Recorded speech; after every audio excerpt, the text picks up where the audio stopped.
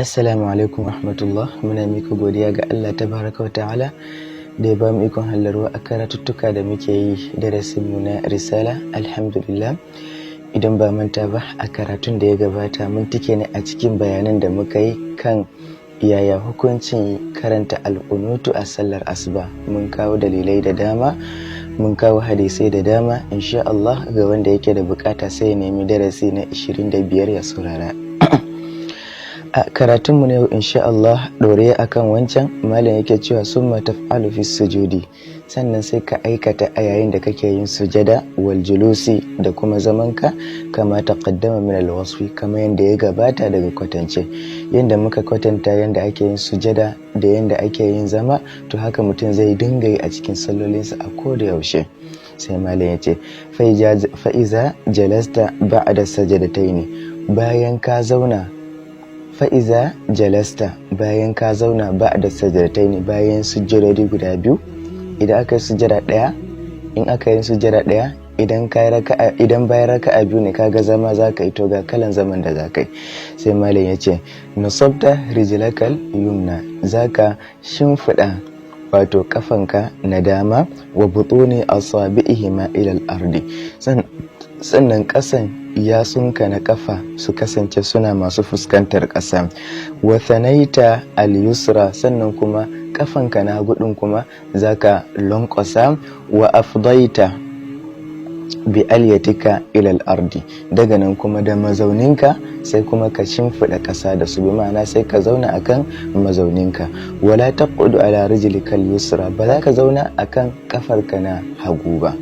Wa in shi'ta, idan ka kaso hanaital yumna, zaka wato shimfiɗa ko kuma lankwasa, na'am, zaka wato lankwasa kafarka na dama fi intisabiha, a yayin da ka zo wato shimfiɗawa.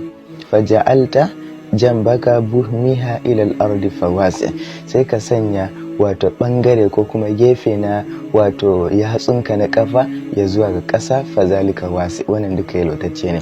Me muka fahimta a cikin wannan karatun namu? A wannan karatun namu yana nuna mana yanayin zama a sallah, wato musamman bayan kayi zama na farko da ka zo yin zama na biyu, zaman da ake yin sallama kenan, sallar azhar ko kuma la'asar ko kuma mangariba. Daman zaman daban-daban ne. Idan zaman farko ne ga yanda ake yin sa, an gane, sannan kuma zama na biyu shi ma ga yanda ake yin sa. To alahayi hali zama a sallah sun kasu kashi biyu. Zama na farko ana yin sa ne akan kafafuwanka, zama na biyu kuma zaka lankwasa kafan naka ka tura shi gefe sai ka zauna a mazauninka na wato hagu, wallahu alam. Sai malam yace summa tashahhudu, daga nan kuma sai kai tahiyya, an gane, daga nan kuma sai kai tahiyya. Lafuzza na tahiyya sun kasu kashi-kashi, amma malamin nan mai risala kenan ya rawaito ko kuma ya kawo wannan tahiyar a cikin littafinsa, don haka shi za mu karanta. Ba lalle ne ta dace da kalan tahiya da kake yi ba, duk ma dai tahiya ne wanda aka rawaito daga annabi sallallahu alaihi wasallam. malam ya ce wata shahudu, ita kuma karatun tahiya shine at-tahiyatu lillahi, az-zakiyatu lillahi, at-tayyibatu, as-salawatu lillahi. Assalamu alayka ayyuhan nabiyyu wa rahmatullahi wa barakatuhu.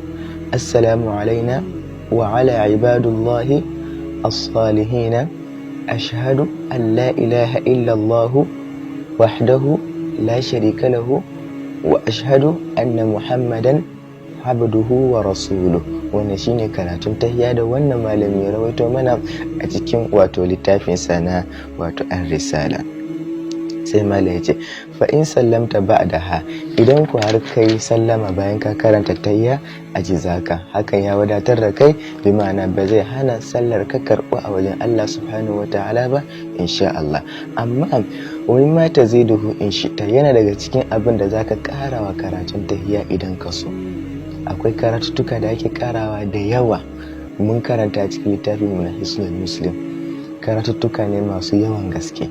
Yake cewa idan mutum ya so zai ce wa ashhadu anna allazi ja'a bihi Muhammadun haqqun wa anna aljannata haqqun wa anna an-nara haqqun wa anna sa'ata atiyatun la rayba fiha wa anna Allah yab'athu man fil qubur.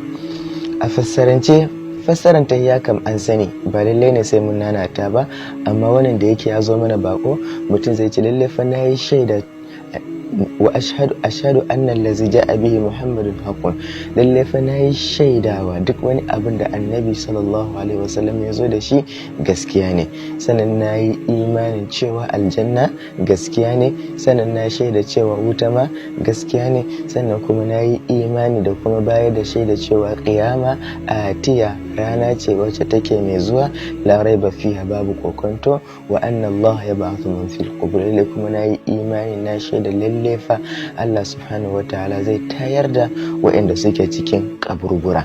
Daga nan sai mutum ya ce Allahumma salli ala Muhammadin wa ala ali Muhammad warham Muhammadan wa ali Muhammad wa barik ala Muhammadin wa ali Muhammad kama sallaita wa rahimta wa barakta ala Ibrahim wa ala Ibrahim fil alamin innaka Hamidul Majid. Shi ma addu'a ne wanda mutum zai ke yin sa bayan ya karanta tahiyya. Ba su kare ba, mutum zai iya ce Allahumma salli ala mala'ikatikal muqarrabin wa ala anbiya'ika wal mursalin wa ala ahli ta'atika ajma'in. Mutum zai iya yin wannan. Ya Allah ka yi tsira da aminci ya zuwa ga mala'ikunka waɗanda suke makusanta, sannan ya zuwa ga annabawanka da kuma manzanninka, sannan kuma ya zuwa ga dukkanin waɗanda suke masu biyayya a gare ka gabaki ɗaya. Mutum zai iya ci gaba da, domin in har mutum ya karanta karatun tahiyya a sallah, wannan zamanin naka da za ka yi har ya zuwa ga sallama lokaci ne na addu'a. Idan kai kaɗai ne kana yin sallah, ba wai shiru za ka yi ba, za ka ci gaba da addu'a ne. Yake cewa Allahumma ghfirli wa liwalidayya wa li a'immatina wa liman sabaqana bil imani maghfiratan azma. Mutum zai yi wannan addu'a. Zai iya cewa Allahumma inni as'aluka min kulli khairin sa'alaka minhu Muhammadun nabiyyuka wa a'udhu bika min kulli sharrin ista'azaka minhu Muhammadun nabiyyuka. Idan mutum ya faɗi wannan, duk wani alkhairan duniya gabaki ɗaya ya faɗa. Idan kuma mutum ya karanta wannan, duk wani sharri na duniya ya nemi tsari a wajen Allah, saboda cewa kai ya Allah ina roƙonka duk wani alkhairin da annabi sallallahu alaihi wasallam ya roƙe ka, sannan kuma ina neman tsarinka daga dukkan wani abin da annabi sallallahu alaihi wasallam ya nemi tsarinka da shi. Mutum zai iya faɗin wannan addu'a a cikin mutum zai iya faɗin wannan addu'a a bayan karatun sa na tahiyya. Allahumma ghfir lana ma qaddamna wa ma akharna wa ma asrarna wa ma a'lanna. Ya Allah ka gafarta mana daga abin da ya gabata daga zunubanmu, da kuma abin da za mu yi sanan gaba, da kuma abin da muka ɓoye, da kuma abin da muka bayyana. Wa ma anta alamu bihi minna, sannan da kuma duk wani abin da kai ka sansa da mu. Rabbana atina fid dunya hasana wa fil akhirati hasanatan wa qina azaban nar. Wannan ma addu'a ne wanda mutum zai ke yin sa a kafin ya sallama. Sannan wa a'udhu bika min fitnatil mahya wal mamat, shi ma dai mutum zai dinga yin sa a cikin karatunsa. Sannan wa min fitnatil qabr wa min fitnatil masihid dajjal wa min azabin nar wa su'il masir. Wannan duka addu'o'i ne masu romo, masu daɗi. Mutum ya kamata ya nemi wasu daga ciki ya rubuta, ya haddace, yake yin su. Abu ne kankanuwa kai ka roƙa, amma girmansa na'am abu ne wanda yake kankanuwa mai saukin faɗa a bakin, musamman a harshe, amma da za ka tuno, da za a baka, da za a faɗa maka irin girman da yake da shi a wajen Allah, kai karan kanka za ka yi mamaki. Sai malam ya ce mutum zai ci gaba da faɗin assalamu alaika ayyuhan nabiyyu wa rahmatullahi wa barakatuhu, assalamu alaina wa ala ibadullahi as-salihin. Wannan ma wani bangare ne na wato tahiyya. Sai ya ce summa taqulu, bayan ka karanta wannan gaba ɗaya, wannan duka mustahabbi ne, in ka so zaka, in baka so ba za ka yi ba. Su ne addu'o'in da yanzu muka karanta. Summa taqulu, sai ka ce assalamu alaikum, sai ka juya sai ka ce assalamu alaikum taslimatan wahida an yaminika. Sallama ne guda ɗaya za ka yi ta ɓangaren ka na dama. Na'am, taqsidu biha qubalata wajhika, zaka kudurta cewa kana fuskanto da wato fuskarka ya zuwa ga ɓangarenka na dama. wata yamunu bi ra'sika qalilan, sannan zaka dan damanta kanka kadan, zaka dan yi haka kadan sai kuma kai sallama. Sallama nawa muka ce? daya za a yi. haka za yaf'alu al-imam wa rajul wahda, haka nan imam zai aikata, sannan mutum shi kadai ma haka zai aikata. Sai dai kuma hanzari ba gudu ba, akwai siga na sallama daban-daban da aka rawaito daga annabi sallallahu alaihi wasallam. Mutum zai iya ce assalamu alaikum, yayi. Mutum zai iya ce assalamu alaikum wa rahmatullah, yayi. Mutum zai iya ce assalamu alaikum wa rahmatullahi wa barakatuh. Kowanne an rawaito daga annabi sallallahu alaihi wasallam. Sannan kuma idan mutum ya kasance ba shi kadai bane, akwai wani a kusa da shi, sai ya ce wa ammal mamumu, amma kuma su mamu mabiya imam kenan, fa yusallimu wahidatan yatayamanu biha qalila, za su yi sallama guda ɗaya ya zuwa ga ɓangaren su na dama kaɗan. Bayan ka ci assalamu alaikum sai kaɗan fuskanto da wato fuskarka, kaɗan kaɗa fuskanka ya zuwa ɓangaren ka na dama. Wa yuraddu ukhra ala al-imami qubalata yushiru biha, sannan zaka ƙara yin sallama ya zuwa ga imam, an gane, kana mai ishara ya zuwa gare shi, ilaihi a gare shi. Wa yuraddu ala man kana sallama alaihi ala yasarihi, sannan kuma sai mutum ya maido da sallama ga wanda yake hagunsa, an gane. A ka'ida ko kuma a mazhaba na malikiya, yanda suka tsara sallama ko kuma yanda suka rawaito sallama, idan ka ce assalamu alaikum wa rahmatullah bangaren ka na dama, in kai kadai ne ya wadatar.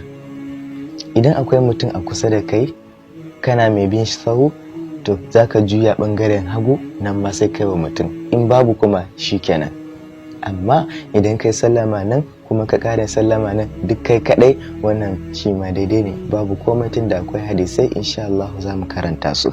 Sai malam yake cewa fa in lam yakun sallama alaihi ahadun lam yuraddu ala yasarihi, idan ku har babu wani a kusa da kai kuma babu wanda ya maka sallama a ɓangaren ka na hagu, to ba za ka yi ba shai'a da komai. To wannan shine siga na sallama. Insha Allah karatun mu ne kenan, abinda muka faɗa daidai Allah ya bamu ladan sa, kuskure mu Allah ya fi mana, walhamdulillahi rabbil alamin.